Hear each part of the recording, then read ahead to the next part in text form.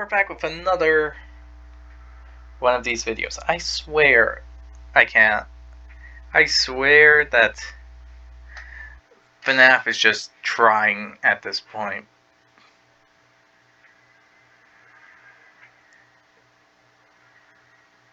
I hope that what this video is about actually, well, you know,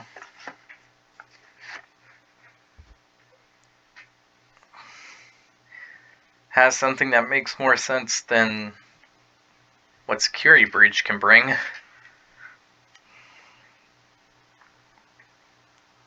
Because honestly, learning everything I can about Security Breach,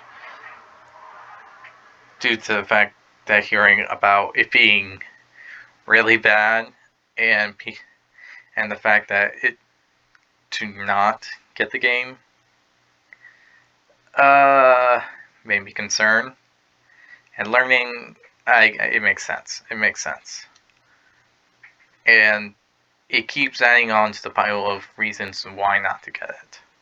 The only reason I think one would get it would be for the future DLC that's coming up soon.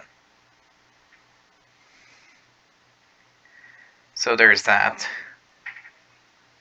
Seeing the picture, it looked really interesting, to be honest. My guess is it's before the events of Security Breach.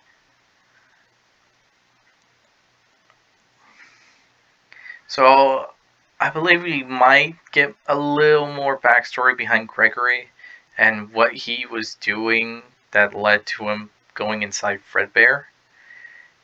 And if that's the case, I hope we get some stuff related to Glamrock Bonnie,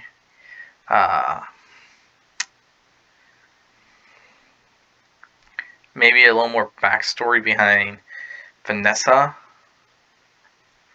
and all that kind of stuff.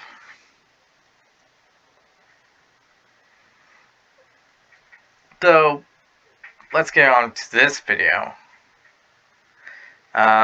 First off, hit the like button if you enjoyed this video. Hit the subscribe button to support the channel, support the content provided. It's all free, so might as well hit that subscribe button to support it all. Hit the notification button to be notified immediately when a new video comes out. Leave a comment down below for any recommendation of what you want me to react to next. And finally, the link to this video will be down in the description below. With all this said, I hope you all enjoy. Now let's get right on into this video, shall we? Alright, let's go. Would you look at that? Nearly 4 months without a single FNAF episode. Feels like it's a brand new day for the channel. There have been so many new games, new meta theories, even some classic science episodes thrown in. I'm happy, I'm healthy, life is good. And now, time to relax.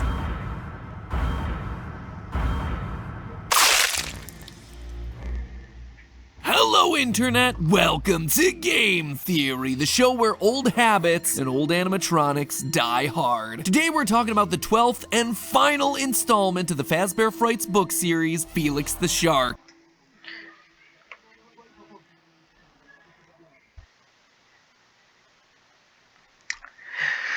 Okay, yeah, alright. Felix the Shark, an animatronic that actually goes in water. Okay, Bonnie Guppies now sound possible to happen in future games. Great. Now you made me mad, FNAF. You just made me annoyed as heck and mad. This is stupid. This is now stupid. They're now just trying to pull strings.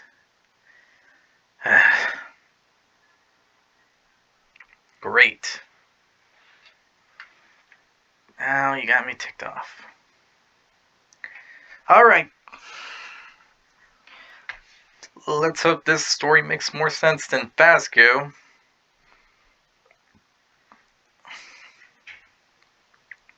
And can actually make some chronological sense and actually provide evidence than a lot of the stuff in Security Breach.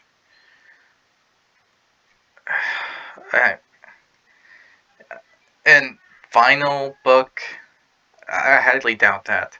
For all we know, there's going to probably be like 8 more books to come in the future that would lead to a 20 books installed series. But whatever, let's go with That's this. right, friends, the final book.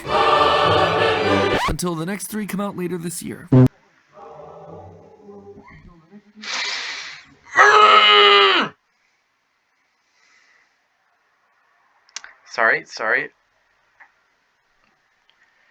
Sorry, that was unprofessional of me. That was unprofessional.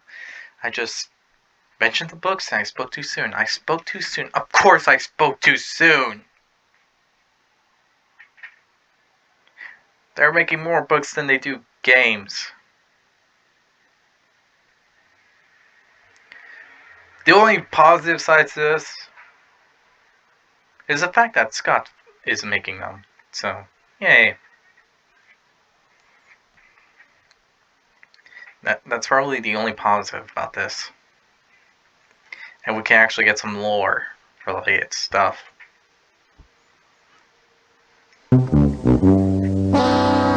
Anyway, let's not think about that and instead focus on Felix. Now, this final book is special. Just like all the others, it too is a collection of 3 short, spooky stories vaguely connected to the wider...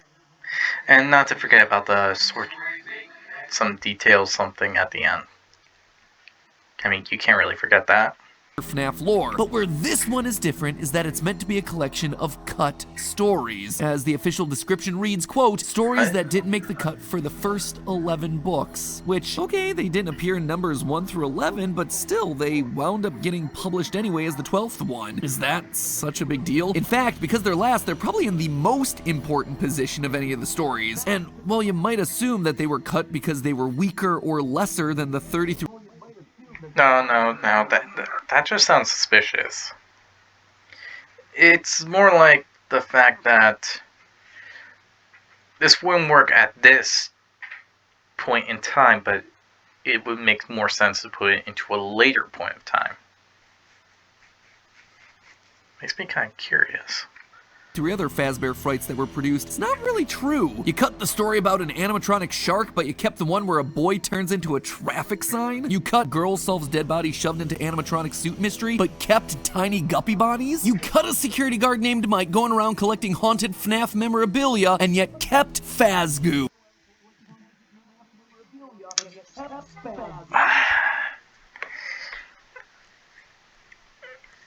Hearing this stuff makes me angry. It makes me want to hit my head against a wall. It really does. Especially the Fazgoo. That makes no literal effing sense.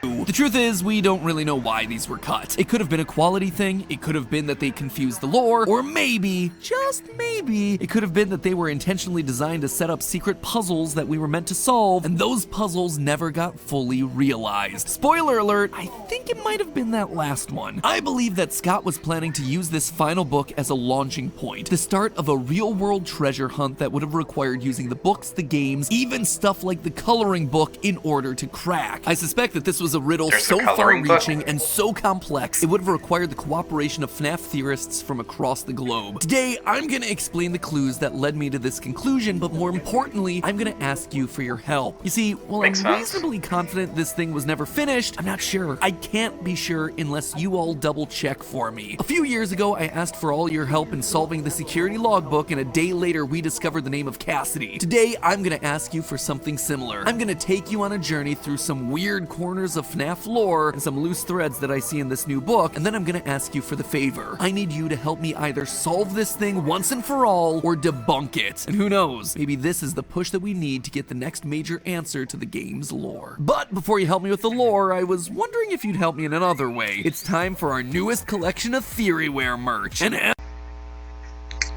Alright, I had to skip that part. I highly doubt you want to talk about merch, but if you want to go on and see game theory merch, then go ahead and check the link down below to this video so you can see all the deals and all that, and gear and so on and so forth. But yeah, time for FNAF. In order to unwrap the secret FNAF ARG, let's start by breaking down the stories in Felix the Shark, shall we? The final story, You're the Band, is probably the most obviously related to existing FNAF lore. In it, a small boy named Timmy becomes obsessed with everyone's favorite pizza murder franchise, Freddy Fazbear's. His mother finds him a strange Freddy mask on the internet and gives it to him for his birthday. After putting it on, Timmy starts to change. He doesn't like the things he used to, he becomes moody and aggressive, he even yells about protecting the others when Granddad walks towards him with a knife. And at the wrong time. Anyway. Aggressive, he even yells about protecting the others when... Okay, so we have the mask that's... a mask that's, possessed by one of the children that William Afton / Dave / because Dave's the name of the killer in the book series and all that. So yeah, let's get on into that one. Never. But yeah, I guess the mask is possessed by fragments of a soul that was killed. And when Granddad walks towards him with a knife. Eventually, Timmy is led to an abandoned Freddy Fazbear's building by a shadowy figure. The whole thing gives off some very solid Midnight Motorist vibes. In order to rescue him, his mother teams up with a former Freddy's security guard named Mike. Turns out... Mike.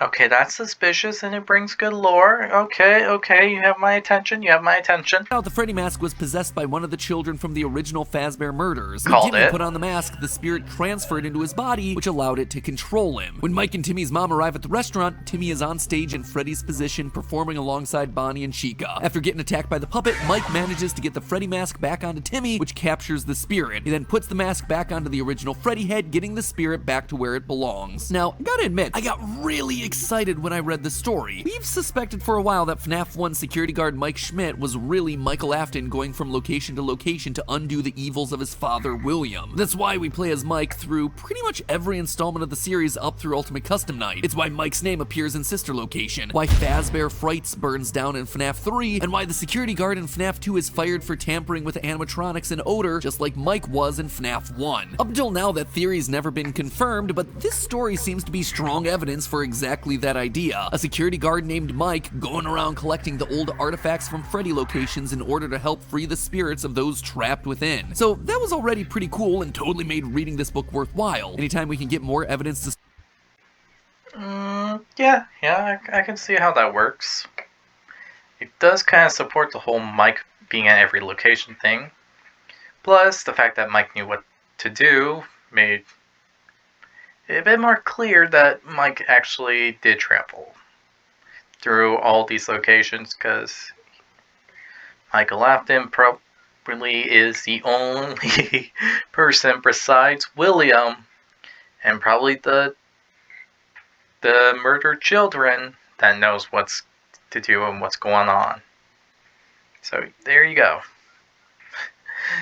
That's an easy part, I guess. To support a theory within the franchise, absolutely worth it. But while You're the Band was explicitly lore heavy, the other two stories were equally fascinating, but for different reasons. There were details that felt odd or out of place, and comments from characters that seemed oddly specific in a way that just triggered my lore hunting senses. In the title story, Felix the Shark, we follow a young man named Dirk who's reminiscing with his friends about their shared experiences with Freddy Fazbear's. However, Dirk's memory is slightly different to everyone else's. He's convinced that there was an extra animatronic, a shark named Felix. When his friends make fun of him, Dirk sets off on a cross-country quest to prove that he's not crazy. It takes him 6 restaurants, but Dirk eventually does learn the truth. It turns out Felix was made by the owner of one very specific Freddy Fazbear's after his son tragically drowned. Why would that lead him to a shark animatronic? Because it was a shark that actually pushed the body back to shore. Couldn't make this stuff up if I tried. Eventually, Dirk does manage to locate Felix. The whole FNAF pizzeria is hidden inside an abandoned water park. But the weird part isn't the where, but rather the how of finding Felix. You see, Dirk is only able to find the pizzeria using a series of clues that are found in a random novel written by the creator's daughter. In-universe, Felix's creator also had a daughter who grew up to become a popular author. And in one of her books, The Dogged Dogmatist, she hides a series of clues in plain sight within the book's dialogue. These clues ultimately prove meaningless to the characters in the book because they weren't meant for the characters. They were instead meant for the readers, to give them information information they needed to find Felix.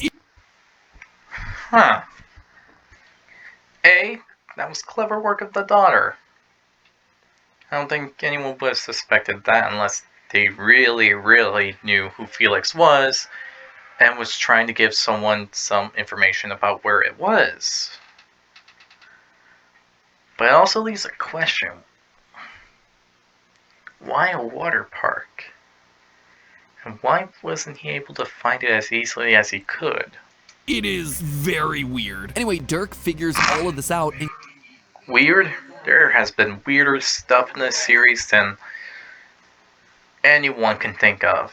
confronts the author. She gives him her butterfly necklace, and he uses all of this Indiana Jones style to unlock a secret key hidden in the bottom of an empty pool at the water park. The key unlocks the path to the secret Freddy's where Dirk finally finds Felix, and then Dirk dies by climbing into the tank with Felix because these characters always have to die in the stories. It's dumb, but you know, so be it. Anyway, you see what's so weird about all this, right? Out of nowhere, this story is talking about clues to a real-world location hidden inside of another book. Clues that are meaningless to the characters, but meaningful to the readers. Not only did this stand out to me as a suspiciously meta moment, but it also got me to immediately think about the previous Fazbear Frights installment, Prankster. You see, in preparation for the release of Felix the Shark, I wanted to refresh myself on all the previous stories. There are 33 of these things after all, it's a lot to keep track of. So I turned to another book, the recently released Ultimate Guidebook, which, if you don't know, has summaries of literally everything that's ever happened in the Freddy Fazbear universe, from the games to the books to the fan theories. Basically, if you're trying to catch up with the series quickly, it's definitely worth a read. And since this is the third and final addition to the book, one written by Scott Cawthon, you know that whatever is deemed most relevant for the lore is going to be called out within its pages. Anyway, each Fazbear Fright story has its own little summary page providing a general plot overview as well as a list of connections between the story and the games. Not everything here is useful, but it definitely gets you into the mindset of the authors, and it helps you see some of the connections that the stories were trying to make. Again, if it doesn't make the cut to appear in this book, you're likely barking down the wrong path.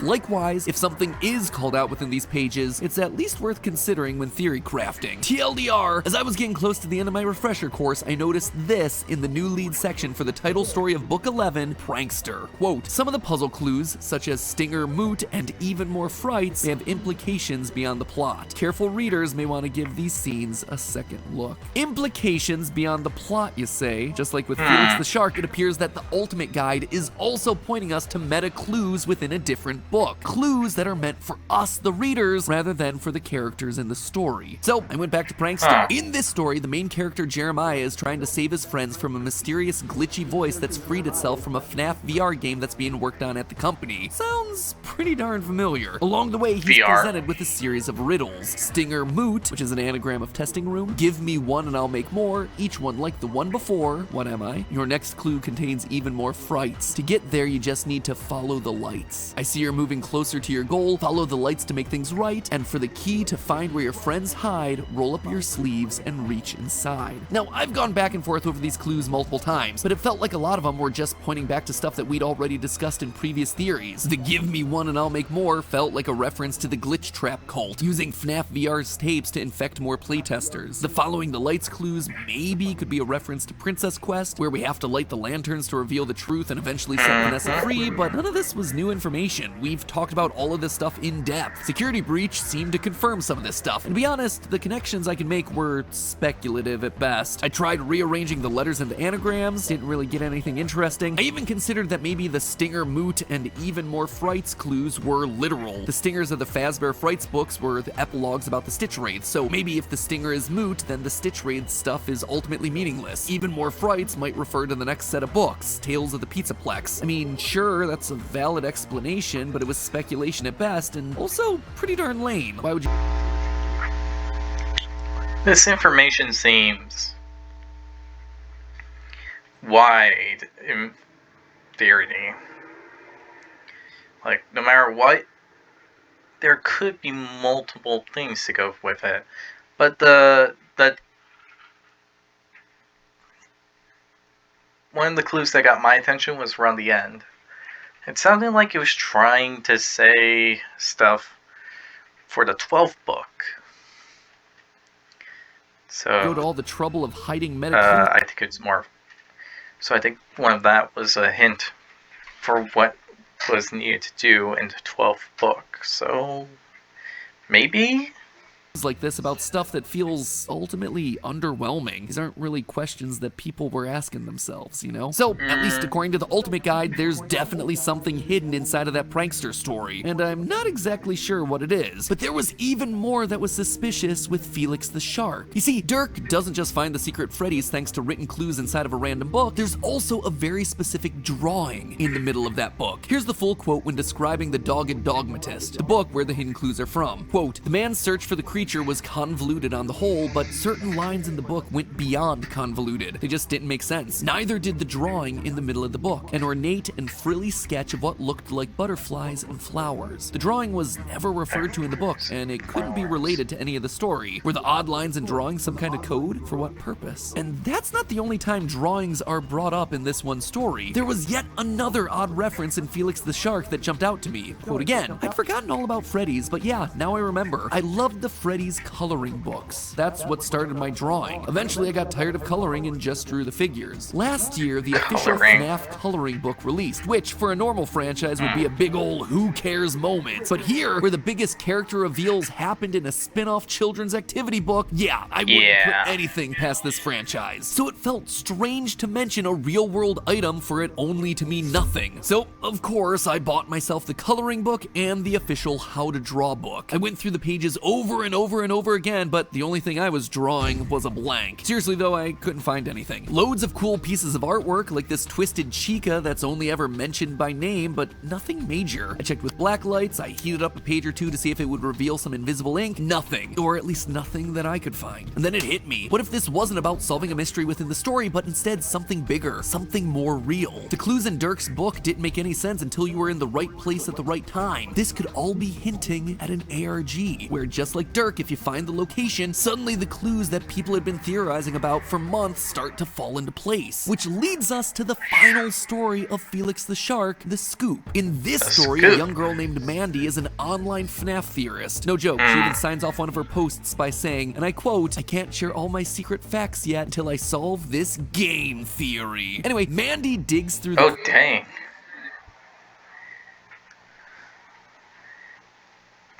Well, this actually sounds interesting. That means things related to these books, these drawing things, all the stuff needs to be done at certain locations, certain time periods, and certain stuff. That makes it crazy.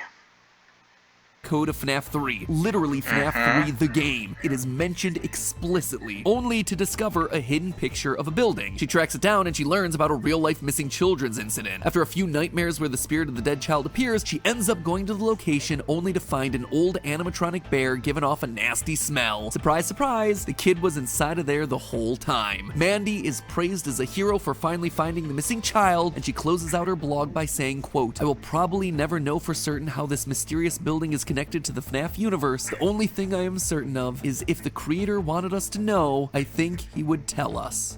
Wow. Just wow. Feeling a bit attacked, not gonna lie, though in my defense, if we waited for Scott to tell us anything, we'd know next to nothing about this franchise's lore. Just saying. Anyway, outside of the heavy references in this story to theorists and the— That is very true. And I think he was trying to make shots be fired, but who knows with Scott? Who knows? Who knows? Anyway. Game of FNAF 3, the weirdest thing about this one is that it contains a lot of specific details as to where the events of the story take place. 33 Fazbear Frights in, and no other story in the franchise features this level of detail. The cities, the street names, file names, locations of buildings, details that are seemingly inconsequential to the greater story, and in pretty much every other book would be skimmed over or kept vague. When Mandy finds this mysterious image in the game files, she traces it back to Utah. Yes, the actual US state. This fact fact is further solidified when Mandy's mom takes her on a business trip to Cedar City, a real city in Utah, to complete the investigation. Now this is where the trail starts to go cold, because what Mandy's looking for is an old cinema on Willowfield Road in Peace Valley, which after a lot of Google searches I can tell you just doesn't exist, at least not in Utah. However, in the story we do learn that Peace Valley is only 15 minutes on highway from Cedar City, so I looked up where you can drive to in 15 minutes from the center of Cedar City, and it turns out there's a very small town just to the south called Canaraville. So I hopped onto Google Street View to check out other details that the book mentioned, like the old cinema, which used to be a pizzeria, as well as having a post office on the corner. Unfortunately, neither of these things seem to exist in Canaraville. They do have a post office, and it's near a corner, but it's more like the middle of the street. And so shy of me buying a plane ticket to go to the middle of nowhere Utah myself, my options were once again drying up. So, okay, but what about the actual game? The game Mandy is playing is specifically called out to be FNAF 3. I wondered if Scott had... Okay. Don't see why you would go there literally, unless you're just joking around about that, but,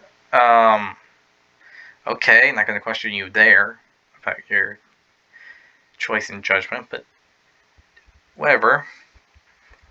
FNAF 3, it wouldn't surprise me if we go back to one of the old games that there's gonna be like some hidden lore or something. It honestly wouldn't.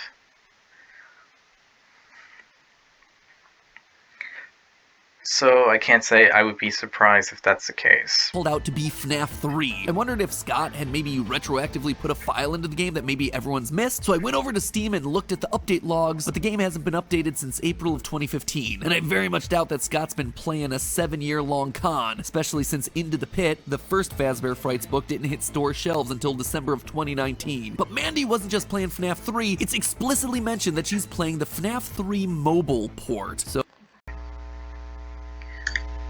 The mobile game? That's interesting.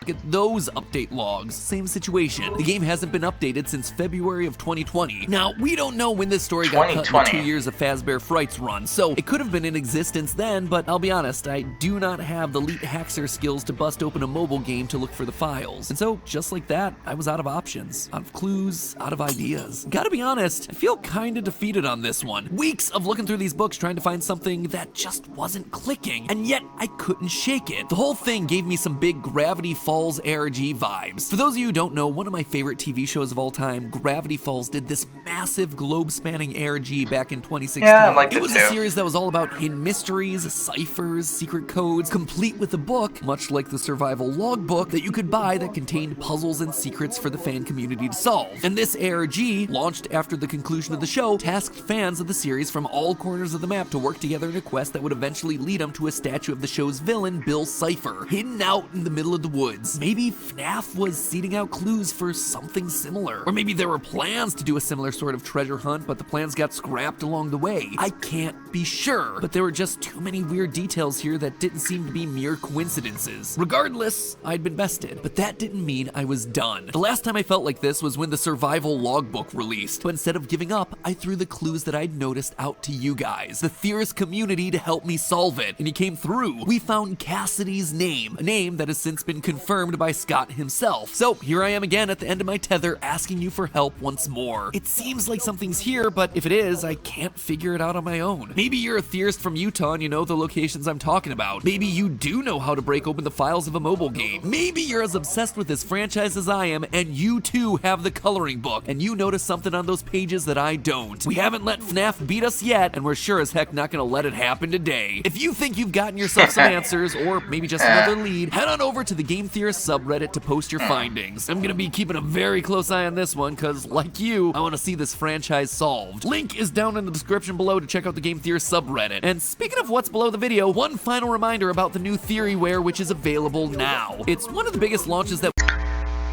Okay, yeah, I just skipped the end. Just to get over here. Anyway.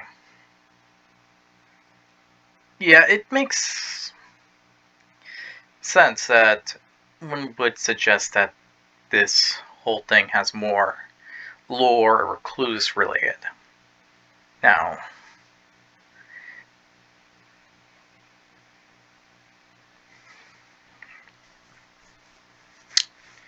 I honestly have no clue. At least more questions than I would like to admit.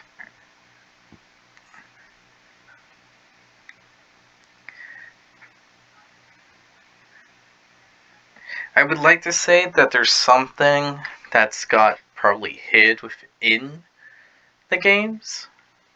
Something so hidden that someone from back then wouldn't just go ahead and just try to bring up, unless given the current time period, such as something that was so blatantly obvious and something that just looked way too not important back then, but would look very important right now. That's what I think is going on with the game stuff. There's like a hidden clue within the games that look unimportant back then, but if we look now, it would be very important. Though from the looks and sounds of it, it's only the mobile game. No clue about any hacking involving said game. But it makes sense. The coloring book actually confuses me. If there is something related to it, that means you have to fulfill probably some big achievement stuff or hidden clues or lore inside of it. And you can't get really the lore until you reach the conditions. So yeah.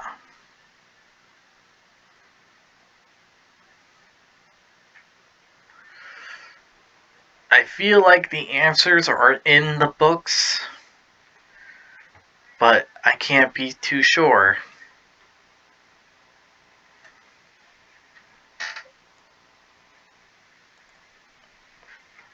This mystery is really big, so there you go. There's my thoughts on it. It might be like Bill's Cipher. Maybe there's actually a pizzeria location that's abandoned, and there you go. And it's there. It's like literally right there. But hey, I don't know. So how about everyone in the community? Let's try to figure out what's going on and try to help map out of this. Because now I'm kind of curious what's going on here. Hey, when I mean kind of, I mean really curious about what these books have inside of them. But yeah, that's my thoughts on this video. Now, if you enjoyed this video, be sure to hit the like button down below. Leave a comment what you think, or if you have any theories about any of the subjects mentioned in this video. Hit the subscribe button to support the channel and all that. It's all free, so might as well hit it. Hit the notification button to be notified immediately when a new video comes out. And the link to this video, once again, will be down in the description below. I hope you all enjoyed this video, and I'll see you all next time. Bye!